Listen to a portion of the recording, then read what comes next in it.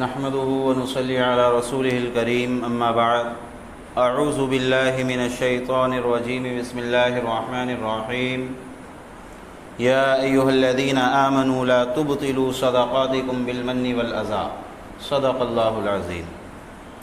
معزز سامعین کرام، اللہ رب العزت کا فضل ہے، کرم ہے، احسان ہے کہ اللہ رب العزت نے ہم سب کو مسلمان بنایا ہے۔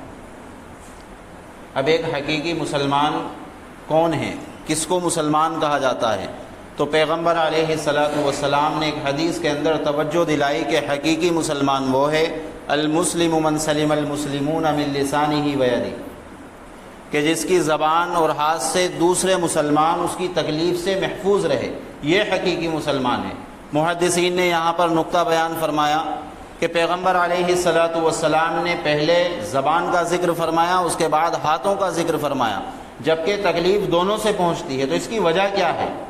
تو اس کی وجہ یہ ہے کہ زیادہ تر عام طور پر جو تکلیف پہنچتی ہے وہ زبان سے پہنچتی ہے۔ ہاتھوں کا جو معاملہ ہے وہ تو بعد میں آتا ہے۔ ہاتھ اٹھانے سے پہلے آدمی یہ سوچتا ہے، ہاتھوں سے تکلیف دینے سے پہلے وہ یہ سوچتا ہے کہ سامنے والا بھی ہاتھ اٹھا سکتا ہے۔ تو عام طور پر جو تکلیف پہنچتی ہے وہ زبان سے پہنچتی ہے، اس لیے پیغمبر علیہ السلام نے سب سے پہلے زبان کا ذکر فرمایا۔ بہرحال تو ایک حقیقی مسلمان وہ ہے کہ جس سے کسی کو بھی تکلیف نہ پہنچے۔ ایک مسلمان سے جان بوجھ کر کے دوسروں کو تکلیف پہنچے، ایسا نہیں ہو سکتا ہے۔ مسلمان سے اللہ رب العزت کی ہر مخلوق حسن ظن رکھتی ہے، اچھا گمان رکھتی ہے کہ جان بوجھ کر مسلمان ایک انسان یہ تکلیف ہمیں پہنچا دے، ایسا نہیں ہو سکتا ہے۔ اگر لاشعوری میں ایسا ہو جائے، انجانے میں ایسا ہو جائے تو یہ الگ بات ہے، ورنہ جان بوجھ کر مسلمان تکلیف پہنچا دے ایسا نہیں ہو سکتا۔ چیٹی جو ہے یہ بھی انسان سے حسن ظن رکھتی ہے، چنانچہ سورہ نمل ہے قرآن کریم کے اندر، نمل کے معنی آتے ہیں چیٹی کے۔ تو حضرت سلیمان علیہ السلام کا واقعہ بیان کیا گیا ہے۔ سیدنا حضرت سلیمان علیہ السلام کو جس راستے سے گزرنا تھا، آپ کے ساتھ میں آپ کا لشکر بھی ہے، تو جس راستے سے آپ کو گزرنا تھا وہاں پر چیٹیاں موجود تھی۔ تو چیٹی نے جب دیکھا کہ حضرت سلیمان علیہ السلام اپنے لشکر کے ساتھ آ رہے ہیں اور ہو سکتا ہے کہ وہ ہمیں اپنے پیروں تلے روند ڈالے، تو ان چیٹی کی جو سردار ہے اس نے کہا یا ایھا النمل ادخلوا مساکنکم، کہ اپنے اپنے بلوں کے اندر داخل ہو جاؤ۔ کیوں داخل ہو جاؤ؟ لا یحطمنکم سلیمان وجنودہ وہم لا یشعرون، اس لیے کہ کہیں حضرت سلیمان علیہ السلام اور آپ کا لشکر جو ہے وہ ہمیں اپنے پیروں تلے روند نہ ڈالے، اس لیے اپنے بلوں کے اندر داخل ہو جاؤ۔ تو کون سا لفظ اللہ رب العزت والجلال نے استعمال کیا؟ لا یشعرون کا لفظ استعمال کیا، کہ انجانے میں تو ایسا ہو سکتا ہے جان بوجھ کر ایک مسلمان، ایک حقیقی مسلمان اللہ کی چھوٹی سی بھی مخلوق چیٹی کو بھی تکلیف پہنچا دے، ایسا نہیں ہو سکتا۔ تو ایک حقیقی مسلمان وہ ہے جو دوسروں کو تکلیف نہ پہنچائے، اور ہر شعبے کے اندر، چاہے معاملات ہو، عبادات ہو، کوئی سا بھی شعبہ ہو، معاشرت ہو، کوئی سا بھی شعبہ ہو، اس کے اندر ایک مسلمان دوسروں کو تکلیف پہنچائے، ایسا نہیں ہو سکتا۔ ہم دیکھیں پیغمبر علیہ السلام نے صف اول کی بہت زیادہ فضیلت بیان فرمائی۔ آپ علیہ السلام نے فرمایا کہ صف اول کا جو اجر و ثواب ہے، اس کی جو فضیلت ہے، اگر لوگوں کو معلوم ہو جائے، نماز کی جو فضیلت ہے صف اول میں نماز پڑھنا، اگر لوگوں کو معلوم ہو جائے تو لوگ قرآن اندازی کرنے لگے، چٹھیاں اچھالنے لگے۔ یہ فضیلت آپ علیہ السلام نے بیان فرمائی۔ لیکن دوسری طرف شریعت کا کیا حکم ہے کہ اللہ کے نبی علیہ السلام کی باقاعدہ حدیث موجود ہے۔ پیغمبر علیہ السلام نے فرمایا کہ جو شخص لوگوں کی گردنیں فلانگ فلانگ کر کے آگے آیا، اور کیوں آگے آیا؟ وہ گناہ کرنے کے لیے نہیں آ رہا ہے بلکہ اجر و ثواب حاصل کرنے کے لیے آ رہا ہے، تو لوگوں کی گردنیں فلانگ فلانگ کر کے وہ آگے آ رہا ہے، تو اس سے کیا ہوگا؟ لوگوں کو تکلیف ہوگی۔ پیغمبر علیہ السلام نے فرمایا یہ گناہگار آدمی ہے، یہ گناہگار ہے۔ تو ایک طرف آپ علیہ السلام فضیلت بیان کر رہے ہیں، لیکن دوسری طرف جہاں لوگوں کو تکلیف ہو رہی ہے، آپ علیہ السلام فرما رہے ہیں کہ گناہگار آدمی ہے۔ اور خاص طور پر ترمذی کی روایت ہے، پیغمبر علیہ السلام نے جمعے کے دن کے لیے یہ بات ارشاد فرمائی۔ آپ علیہ السلام نے فرمایا من تخطا، کہ جو لوگوں کی گردنیں فلانگ فلانگ کر کے آگے بڑھتا ہے اور اس سے لوگوں کو تکلیف ہوتی ہے، آپ علیہ السلام فرما رہے ہیں کہ جہنم کے لیے اپنا پل تیار کر رہا ہے، یعنی جہنم کے لیے اپنا راستہ تیار کر رہا ہے، اس سے لوگوں کو تکلیف ہوگی۔ تو ہم دیکھیں ہر معاملے کے اندر شریعت نے ہمیں اس کی تعلیم دی ہے، چاہے عبادات ہو، ہر چیز کے اندر ہمیں تعلیم دی ہے کہ کسی کو تکلیف نہیں ہونی چاہیے۔ اسی طریقے سے پیغمبر علیہ السلام نے فرمایا کہ جماعت کی نماز پڑھنا تنہا نماز پڑھنے سے 27 درجہ افضل ہے، 27 درجے زیادہ ثواب رکھتی ہے، اجر و ثواب اس کا زیادہ ہے۔ تو آپ علیہ الصلوۃ والسلام نے ایک حدیث کے اندر فرمایا کہ جو لوگ بلا عذر جماعت کی نماز کو چھوڑ دیتے ہیں تو میرا دل یہ چاہتا ہے کہ میں اپنی جگہ پر اپنے مصلی پر کسی کو کھڑا کروں اور نوجوانوں کو جمع کروں اور ان سے کہوں لکڑیاں جمع کرو اور ان کے گھروں میں جا کر کے آگ لگا دوں جو لوگ بلا کسی عذر کے جماعت کی نماز کو چھوڑ دیتے ہیں۔ یہ پیغمبر علیہ الصلوۃ والسلام فرما رہے ہیں۔ جبکہ آپ علیہ الصلوۃ والسلام کو ہم دیکھیں امت سے کتنی محبت تھی کہ کوئی اگر اپنا معاملہ لے کر کے آیا تو حتی الامکان یہ کوشش ہوا کرتی تھی کہ اس کے معاملے کو کس طریقے سے پورا کیا جائے۔ کوئی اپنی دکھ اور تکلیف آپ علیہ الصلوۃ والسلام سے بتا رہا ہے تو پیغمبر علیہ الصلوۃ والسلام رونے لگ جاتے تھے۔ آپ علیہ الصلوۃ والسلام باہر ہیں مسجد سے، کسی نے آپ کو روک لیا اور غیر ضروری بات کر رہا ہے تو آپ علیہ الصلوۃ والسلام اس کو چھاؤں میں کھڑا کرتے اور خود دھوپ میں کھڑا ہوا کرتے تھے۔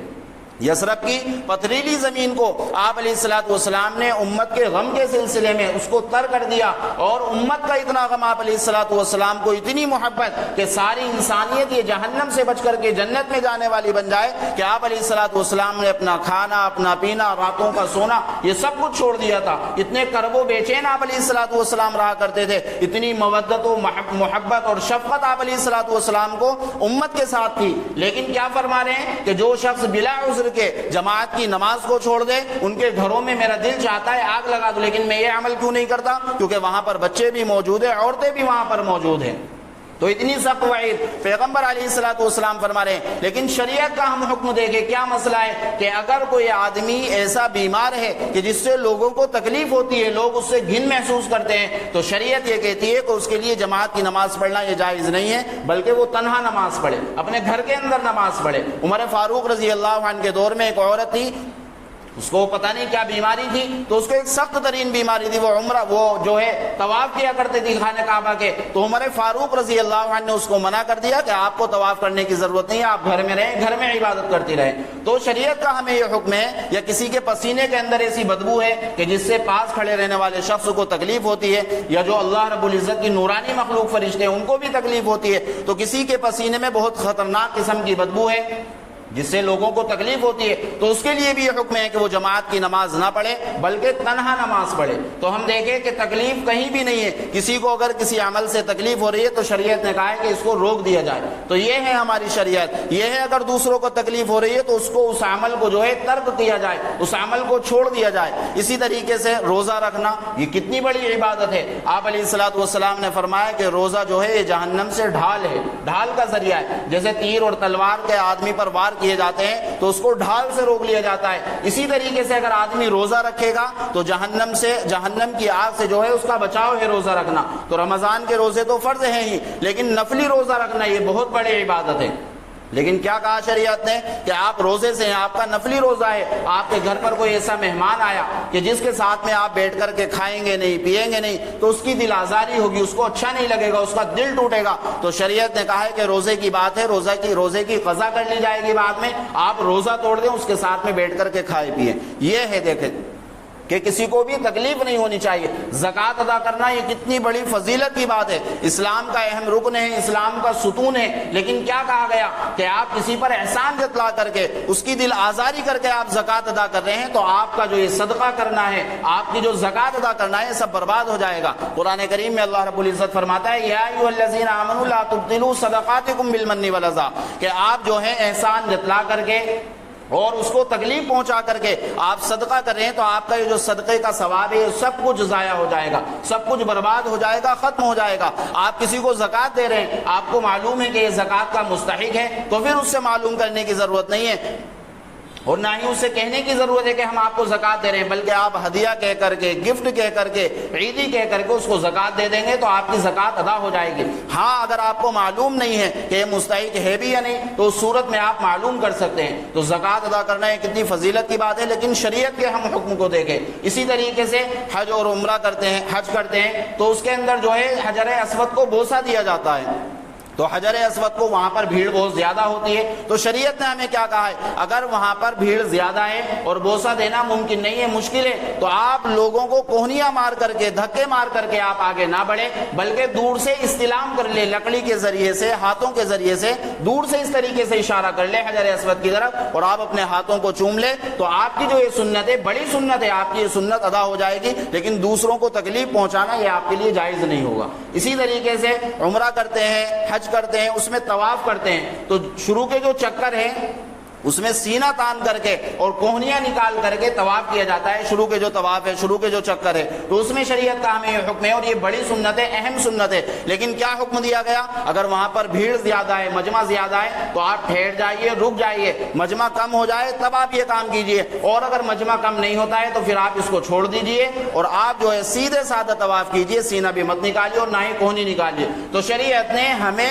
ہر کام کے اندر کہ جس کے اندر دوسروں کو تکلیف پہنچتی ہے، چاہے وہ مسلمان ہو یا غیر مسلم ہو، اسی طریقے سے اللہ رب العزت کی کوئی بھی مخلوق ہو، اگر اس کو تکلیف پہنچتی ہے تو آپ اپنے عمل کو چھوڑ دیجئے۔ اسی طریقے سے جمعے کا دن ہے، ہم مسجد کے اندر آتے ہیں، چپلیں جو ہیں ہم دوسروں کی چپلوں پر رکھ رہے ہیں، تو اس سے بھی لوگوں کو تکلیف ہوتی ہے، یا چپلوں کو ہم چھپا رہے ہیں، یا دوسروں کی چپل کو ہم لے کر کے جا رہے ہیں، تو صرف یہ ناجائز نہیں ہے بلکہ حرام ہے، اس لیے کہ آپ نے دوسروں کو تکلیف پہنچائی ہے۔ اسی طریقے سے شادی بیاہ کا موقع ہے، ٹینٹ جو ہے وہ روڈ پر لگا دیا، راستے پر لگا دیا، اب لوگوں کو، آنے جانے والوں کو تکلیف ہو رہی ہے، تو اس سے بھی یہ بھی ناجائز آپ کا عمل ہے، حرام بالکل عمل ہے آپ کا۔ اسی طریقے سے جنازہ تیار ہوا، آپ جنازہ لا کر کے آپ نے روڈ پر رکھ دیا، اب آنے جانے والوں کو تکلیف ہو رہی ہے، تو یہ بھی آپ کا عمل جو ہے اس کی وجہ سے آپ گناہگار ہوں گے۔ تو شریعت نے ہمیں ہر جگہ جہاں پر بھی کسی کو تکلیف پہنچ رہی ہے، شریعت نے ہمیں اس سے روکا ہے۔ اسی طریقے سے آپ نے گھر بنایا اور اس کی جو پیڑھی ہے، بائک چڑھانے کی جو پیڑھی ہے، آپ نے روڈ پر اتنی زیادہ رکھ دی کہ آنے جانے والوں کو تکلیف ہو رہی ہے، تو یہ بھی آپ کا جو عمل ہے یہ بالکل حرام عمل ہے۔ کل قیامت کے دن اس سلسلے میں بھی گرفت ہوگی، پکڑ ہوگی۔ اللہ کے نبی علیہ الصلوۃ والسلام کے بڑے سرزنش اور ڈانٹ ڈپٹ کے الفاظ ہے، پیغمبر علیہ الصلوۃ والسلام نے فرمایا فلیس منا، کہ جو اس طرح کا کام کرے، لوگوں کو تکلیف پہنچائے، وہ ہم میں سے نہیں ہے، وہ میرا نہیں ہو سکتا ہے۔ وہ نمازی بھی ہو سکتا ہے، روزے دار بھی ہو سکتا ہے، تہجد گزار بھی ہو سکتا ہے، ساری کوالٹی، ساری صفات اس کے اندر ہو سکتی ہے، لیکن وہ میرا نہیں ہو سکتا۔ یہ آپ علیہ الصلوۃ والسلام کے سرزنش کے الفاظ ہے، آپ علیہ الصلوۃ والسلام کے ڈانٹ ڈپٹ کے الفاظ ہے۔ اللہ معاف فرمائے، جس نے ساری دنیا کو رہنے کی، کھانے کی، پینے کی، ہر ایک چیز کی تہذیب اور تمیز سکھائی تھی، آج اللہ معاف فرمائے ہم سب سے پیچھے۔ ایک یہودی عالم جو ہے اپنے شاگردوں کے ساتھ میں جنگل کے راستے سے گزر رہا ہے، جنگل کو صاف دیکھا تو یہودی عالم اپنے شاگردوں سے کہہ رہا ہے کہ لگتا ہے یہاں سے مسلمان گزرے ہیں، یہاں سے ایمان والے گزرے ہیں۔ تو یہودی عالم کے جو شاگرد ہیں انہوں نے کہا کہ حضرت آپ اتنا یقینی کیسے کہہ سکتے ہیں، یقین کے ساتھ کیسے کہہ سکتے ہیں؟ تو اس یہودی عالم نے کہا کہ ایمان والوں کی، مسلمان کی یہ صفت ہوتی ہے کہ جب وہ راستے سے چلتے ہیں تو راستوں سے تکلیف دینے والی چیزوں کو کنارے کر دیا کرتے ہیں، ہٹا دیا کرتے ہیں۔ تو یہ صفات ہمارے اندر تھی، لیکن آج اللہ معاف فرمائے ہم نے لوگوں کو تکلیف پہنچانے میں ہم کوئی احتیاط ہی نہیں برتے ہیں، جس کی وجہ سے لوگ جو ہیں، دوسری قومیں جو ہیں ہم سے نفرت کرتی ہے، اور ہمارے اندر ہم خود دوسرے مسلمانوں کو تکلیفیں پہنچاتے ہیں، جس کی وجہ سے نا اتفاقیہ جو ہے، رنجشیں ہیں، بغض و عداوت ہے، دشمنی ہے، آپسی اختلافات ہے، یہ سب بڑھتے چلے جا رہے ہیں۔ کس وجہ سے؟ ہمارے اس بات پر عمل نہ کرنے کی وجہ سے، احتیاط نہ کرنے کی وجہ سے۔ ہمیں احتیاط کرنی چاہیے اور ہمیں اپنی زندگی کا مقصد بنانا چاہیے، اس کی ہمیں فکر کرنی چاہیے کہ میں نے پوری زندگی کے اندر کسی کو تکلیف نہیں پہنچانی ہے۔ جب ہم اس طریقے سے زندگی گزاریں گے، اللہ رب العزت لوگوں کے دلوں میں بھی ہماری محبت قائم اور دائم فرمائیں گے، اور اللہ رب العزت بعد مرنے کے بھی ہمیں جو ہے وہ آخرت میں اللہ رب العزت سکون عطا فرمائیں گے، کامیابی سے اللہ رب العزت سرفراز فرمائیں گے۔ اللہ رب العزت کہنے سننے سے زیادہ بہتر عمل کی توفیق عطا فرمائیں۔ وآخر دعوانا الحمدللہ رب العالمین۔